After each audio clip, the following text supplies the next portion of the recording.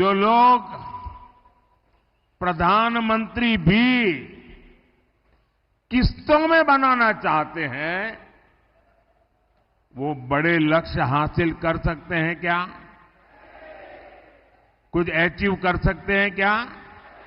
आपको पता है ना, उन्होंने तय किया है हर वर्ष एक प्रधानमंत्री, दूसरे वर्ष दूसरा, तीसरे वर्ष तीसरा। बताइए साथियों, मैं जब एक भारत श्रेष्ठ भारत की बात करता हूं तो कांग्रेस के शाहजादे को बुखार चढ़ जाता है। कहते हैं कि मोदी एक भारत की बात क्यों करता है? भारत को खंड खंड में देखने वाले लोग प्रधानमंत्री पद को भी खंड खंड में बांटना चाहते हैं। 5 साल में 5 पीएम का इनका प्लान, यानी बारी बारी देश को लूटने की योजना। मैं जरा लातूर के भाई बहनों से पूछना चाहता हूं, क्या ऐसे लोगों को रत्ती भर भी मौका दे सकते हैं क्या? दुनिया के इस चुनौतीपूर्ण समय में क्या हम देश को अस्थिरता में झोंक सकते हैं क्या? भाइयों और बहनों, कांग्रेस ने आपको लूटने का भी एक बहुत खतरनाक प्लान बनाया है। कांग्रेस कहती है कि वो पहले देशवासियों की कमाई का एक्सरे करेगी, फिर आपकी संपत्ति पर कब्जा करेगी और फिर उसे अपने वोट बैंक को बांट देगी। आप मुझे बताइए,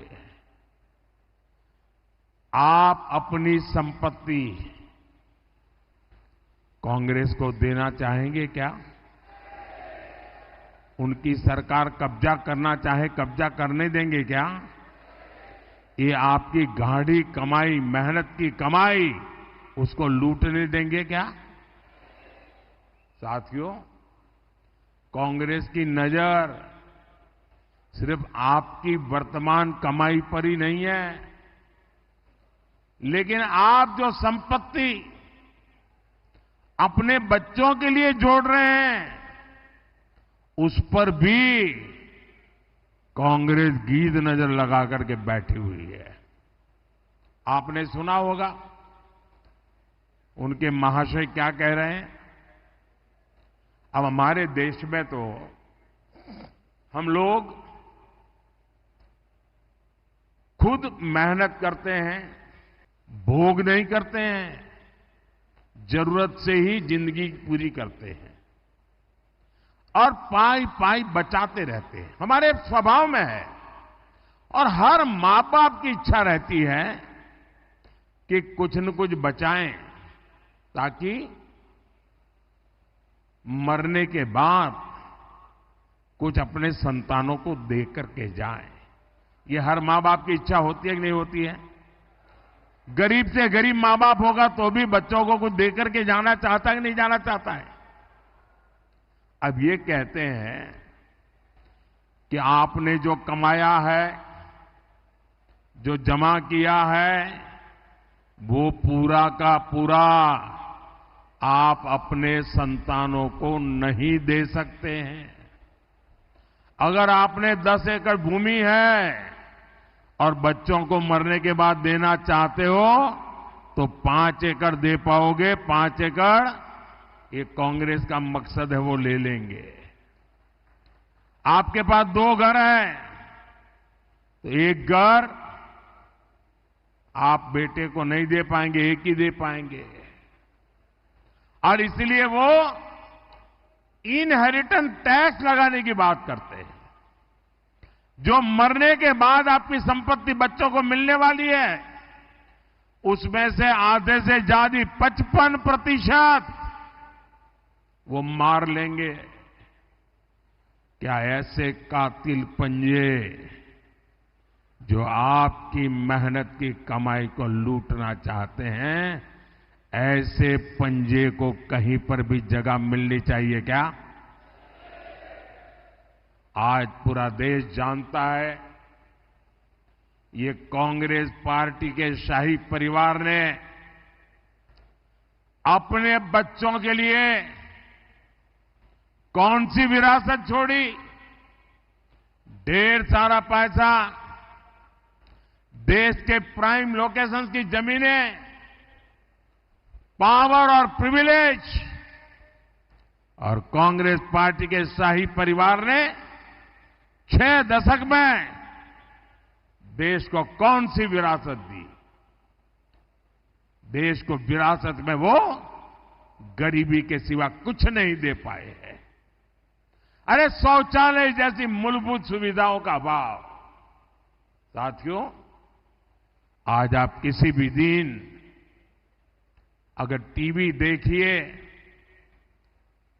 अखबार उठाइए,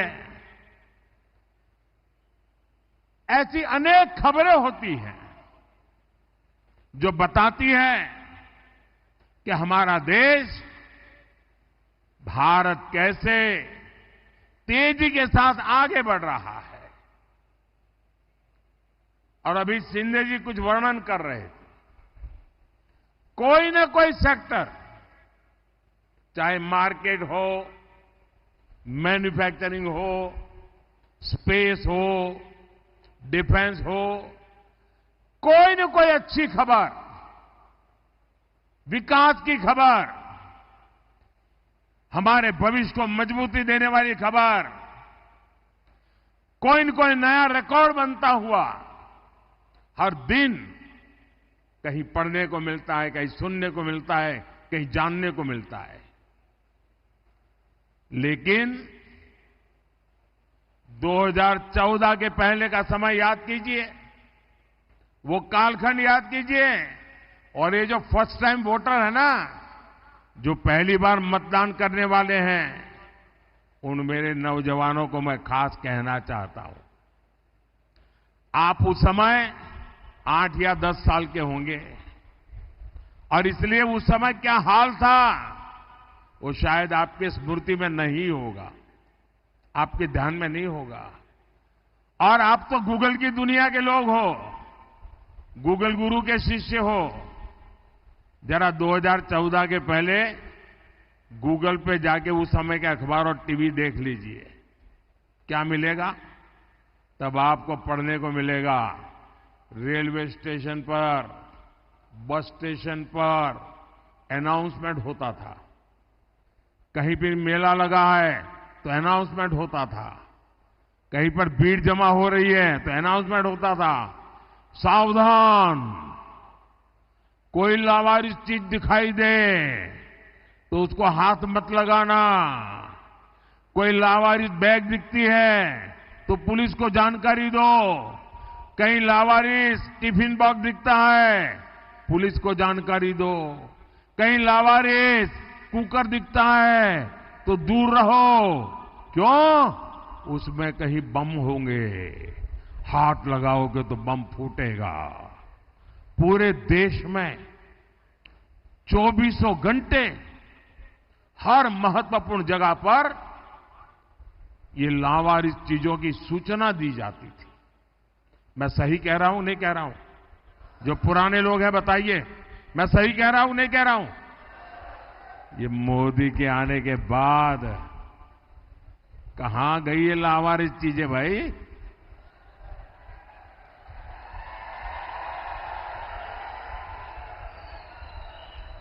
देश तो वही है।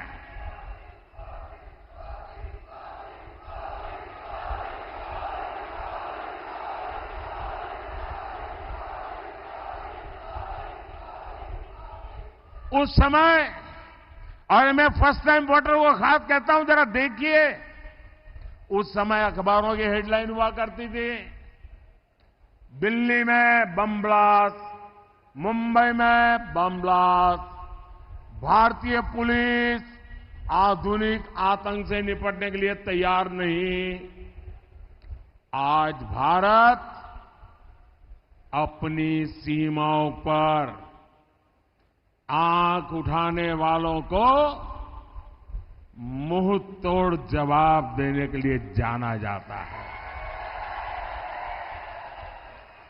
कांग्रेस के उस दौर में हेडलाइन होती थी, भारत ने मुंबई आतंकी हमले पर पाकिस्तान को एक और डोजियर सौंपा।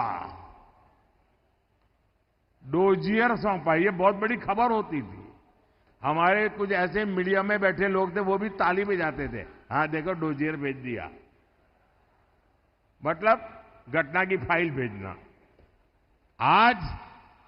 आज भारत डोजियर नहीं भेजता है, आज भारत घर में घुस करके मारता है।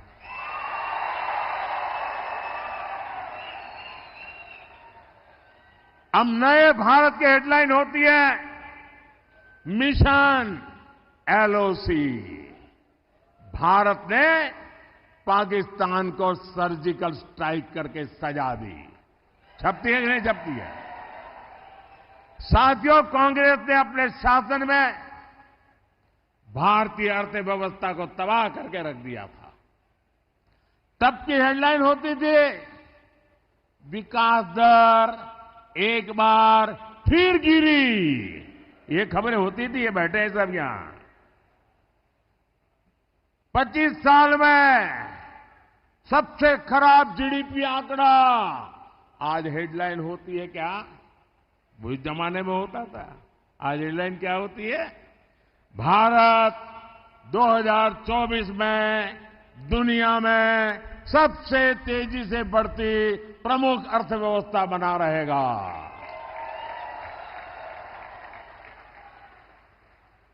कांग्रेस के राज में हर सुबह हम अखबारों में एक नए घोटाले का नाम पढ़ते थे।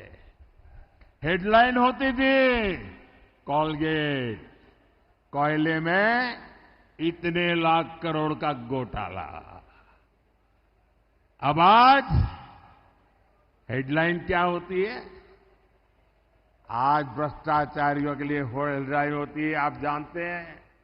आज हेडलाइन होती है, आज यहां से इतने करोड़ पकड़े गए, आज इतने करोड़ वहां से पकड़े गए। आज नोटों की गद्दियां गाड़ी के नीचे से पकड़ी गई। आज इतने रुपयों का ढेर गैराज में से पकड़ा गया। ये खबरें आती है कि नहीं आती है? और आपने मुझे ये काम के लिए बिठाया कि नहीं बिठाया है? ये काम मुझे करना चाहिए कि नहीं करना चाहिए? और आज ये माल लूटने वाले जेलों के सलाखे में सड़ रहे हैं जी। और मैं देशवासियों को आश्वासन देता हूं, गारंटी देता हूं, जिन्होंने देश को लूटा है, जिन्होंने देश को लूटा है, उन्हें लौटाना ही पड़ेगा।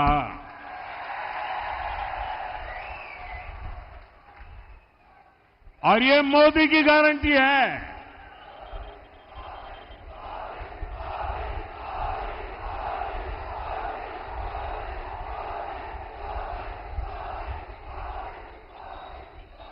साथियों, हमारे देश के लोग हमेशा से ही परिश्रमी रहे हैं। हमारे देश का युवा हमेशा टैलेंटेड रहा है, लेकिन कांग्रेस ने 60 साल तक भारत के युवाओं के सपनों को, भारत के नागरिकों के सपनों को कुचलने का पाप किया है। कांग्रेस ने सिर्फ एक परिवार की सोची। मोदी देश के हर परिवार की सोचता है। मेरा भारत, मेरा परिवार। मैं चाहता हूं कि देश के नागरिकों के जीवन से सरकार का दखल पूरी तरह समाप्त हो जाए और इसलिए हम पुराने जो बेकार हो चुके कानून हैं उनको समाप्त कर रहे हैं, पुराने नियमों को आसान बना रहे हैं। पिछले साल ही हमने 40,000 से ज्यादा कंप्लायंसेस को खत्म किया। आज जब देश के नागरिकों से ये बोझ हटा है, उनके सामने से रुकावटें हटी हैं, तो वो भी हर सेक्टर में बेहतरीन प्रयास कर रहे हैं। मैं आपको स्पोर्ट्स का उदाहरण देता हूं, खेलकूद का उदाहरण देता हूं और हमारा महाराष्ट्र को देश को नाम देता है स्पोर्ट्स की दुनिया में। हमारे नौजवान, हमारी बेटियां अद्भुत करती है जी। आज ओलंपिक में, पैरालंपिक में, एशियन गेम्स में, कॉमनवेल्थ गेम्स में, यूनिवर्सिटी गेम्स में भारत की खिलाड़ी दशकों पुराने रिकॉर्ड तोड़ रहे हैं जी। भारत के नागरिकों में आया आत्मविश्वास हमें विकसित भारत के लक्ष्य तक पहुंचाएगा। और मेरे नौजवानों, मेरा ड्रीम है 2029 में युवा ओलंपिक हिंदुस्तान में हो। मेरा ड्रीम है 2036 में भारत में ओलंपिक का खेल हो। मोदी छोटा सोच ही नहीं सकता है जी। ये परमात्मा ने मुझे जब मैन्युफैक्चर किया ना, तो वो छोटे वाली चिप नहीं रखी है, बड़े वाली चिप रखी है।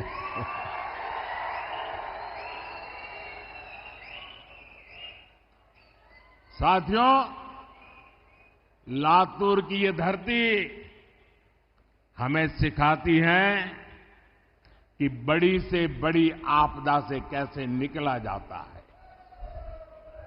हमारे देश में भी करोड़ों करोड़ लोग ऐसे हैं जिन्होंने पीढ़ी दर पीढ़ी बहुत आपदा झेली है, संकट झेली है। ऐसे साथियों के लिए ही संविधान में आरक्षण की व्यवस्था की गई थी। एक ऐसी व्यवस्था है जिसे कोई नहीं छीन सकता। और मेरा तो दावा है, खुद बाबा साहब आंबेडकर आकर के भी अब इसको नहीं छीन सकते हैं। लेकिन कांग्रेस अब एससी, एसटी, ओबीसी के आरक्षण को कम करके अपने वोट बैंक को देना चाहती है। इस बार कांग्रेस का मैनिफेस्टो, उस मैनिफेस्टो पर मुस्लिम लीग की छाप है। इसलिए महाराष्ट्र के लोगों को, लातूर के लोगों को ये कांग्रेस से बहुत सावधान होने की जरूरत है। साथियों, कांग्रेस ने कभी एससी, एसटी, ओबीसी नेतृत्व को आगे नहीं बढ़ने दिया। कांग्रेस के मोदी से चिढ़ने की एक वजह ये भी है कि मोदी दलित, पीड़ित, शोषित, वंचित की बात करता है। आप पिछले 10 सालों में देखिए, 10 सालों में एससी, एसटी, ओबीसी के सबसे ज्यादा MP, MLA Bharatiya Janata party और एनडीए के साथ है। केंद्रीय मंत्रिमंडल में 60% से ज्यादा मंत्री एससी, एसटी, ओबीसी समाज से है। आज देश का एससी, एसटी, ओबीसी समाज मोदी पर, बीजेपी पर इसलिए भरोसा करता है क्योंकि 10 साल में ऐसे करोड़ों परिवारों का जीवन बदला है। किसी को मुफ्त राशन मिला, किसी को मुफ्त इलाज मिला। ऐसे करोड़ों साथी हैं जिनको अनेक पीढ़ियों के बाद उनका पहला पक्का घर दिया। एससी, एसटी, ओबीसी परिवारों के ऐसे लाखों नौजवान हैं जिनके पास बैंक को गारंटी देने के लिए कुछ नहीं था। उनकी गारंटी मोदी ने ली। मोदी ने ऐसे करोड़ों युवाओं को मुद्रा लोन दिया और आज वो अपना कारोबार कर रहे हैं। ऐसा हर युवा आज कह रहा है, फिर एक बार, फिर एक बार, फिर एक बार। साथियों, 2014 और 2019 में आपने हमें भरपूर आशीर्वाद दिए, आपने जनादेश दिया था। हमने उसका उपयोग किसी से कुछ छीनने के लिए नहीं, बल्कि देने के लिए ही किया है। हमने एससी, एसटी का आरक्षण, जो पॉलिटिकल फील्ड का रिजर्वेशन है, हमने 10 साल आकर के बढ़ा दिया। हमने ओबीसी कमीशन को संवैधानिक दर्जा दिया। हमने मेडिकल की परीक्षा में ओबीसी को आरक्षण दिया। हमने आपके जनादेश का सदुपयोग करते हुए देश की नारी शक्ति की दशकों पुरानी मांग को भी पूरा किया। एनडीए ने लोकसभा और विधानसभा में महिलाओं को आरक्षण दिया। इतना ही नहीं, एनडीए ने किसी का हक छीने बिना सामान्य समाज के जो गरीब परिवार के संतान हैं, उनके लिए 10% आरक्षण दिया। यानी एनडीए सरकार सामाजिक न्याय को ताकत देने वाली सरकार है। कांग्रेस और इंडिया गाड़ी वाले जो झूठी बातें फैलाते हैं, उनके मन में खोट है। इस झूठ की आड़ में वो बड़ा खेल करने की फिराक में है। भाइयों और बहनों, देश पर लंबे समय तक राज करने वाली कांग्रेस और समस्याओं के बीच एक अजीब रिश्ता है। कांग्रेस और समस्या ये जुड़वा भाई हैं। कांग्रेस कभी भी किसी समस्या को खत्म करने का प्रयास नहीं करती, क्योंकि लोगों की परेशानी से ही वो वोटों की फसल काटती है। यहां लातूर में लंबे समय तक पानी की समस्या रही, लेकिन क्या कभी कांग्रेस ने इस समस्या का स्थायी समाधान का प्रयास किया? हर घर पानी, हर खेत पानी पहुंचाने के लिए हम मिशन मोड पे काम कर रहे हैं। यहां पहले देवेंद्र जी के नेतृत्व वाली सरकार हो या फिर अब एकनाथ जी शिंदे की सरकार हो, पानी पर हम विशेष बल दे रहे हैं। लेकिन कांग्रेस ने हमेशा पानी की योजनाओं को लटकाया है, भटकाया है। जलयुक्त शिवार हो, मराठवाड़ वाटर ग्रिड हो, ऐसे कामों में अगाड़ी की सरकार ने अड़ंगे लगाए। अब महायुति की सरकार सिंचाई के हर प्रोजेक्ट को तेजी से पूरा कर रही है। साथियों, मोदी ने हर बहन के घर तक नल से जल पहुंचाने की गारंटी दी है। मुझे खुशी है कि महाराष्ट्र के 20,000 से अधिक गांवों में 100% नल कनेक्शन पहुंच चुके हैं। और यहां लातूर में भी हर घर नल से जल का लक्ष्य ज्यादा दूर नहीं है। भाइयों और बहनों, लातूर शिक्षा और स्किल का एक सेंटर है। बीते 10 वर्ष में देश में शिक्षा और कौशल सेक्टर में अभूतपूर्व उपलब्धियों के रहे हैं। आईआईटी हो, ट्रिपल आईटी हो, आईआईएम हो या एम्स, इनका दायरा बहुत अधिक बड़ा है। देश में मेडिकल कॉलेजों की संख्या और मेडिकल सीटों की संख्या दोगुनी हुई है। इसका लाभ लातूर के हमारे बेटे बेटियों को भी हो रहा। साथियों, लातूर आत्मनिर्भर भारत का भी हब बनता जा रहा है।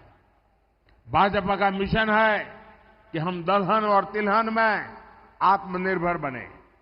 भाजपा का संकल्प है कि मैन्युफैक्चर में आत्मनिर्भर बने। इन दोनों लक्ष्यों को पाने में लातूर के किसान और लातूर के नौजवान बहुत बड़ी भूमिका कर सकते हैं। यहां के सोयाबीन किसान भारत को दलहन तिलहन में आत्मनिर्भर बनाने में अग्रणी भूमिका निभा सकते हैं। ये जो रेल कोच फैक्ट्री यहां स्थापित हुई है, इसमें वंदे भारत ट्रेन के कोच भी बन रहे हैं। आने वाले 5 साल में देश के हर रूट में सैकड़ों नई वंदे भारत ट्रेनें चलेगी, वंदे भारत मेट्रो चलेगी।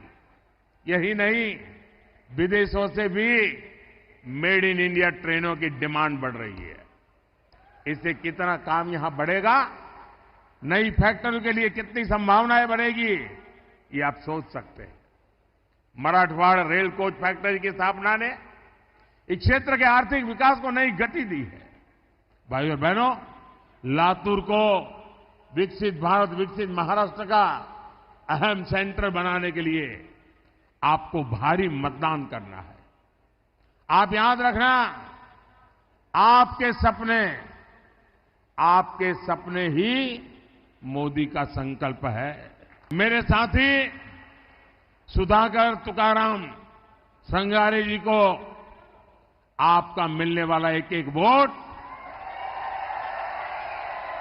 सीधा सीधा मोदी के खाते में जाएगा।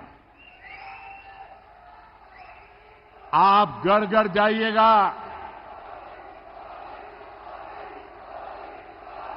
ज्यादा से ज्यादा मतदान कराएंगे, मतदान के रिकॉर्ड तोड़ेंगे, पोलिंग बूथ जीतेंगे।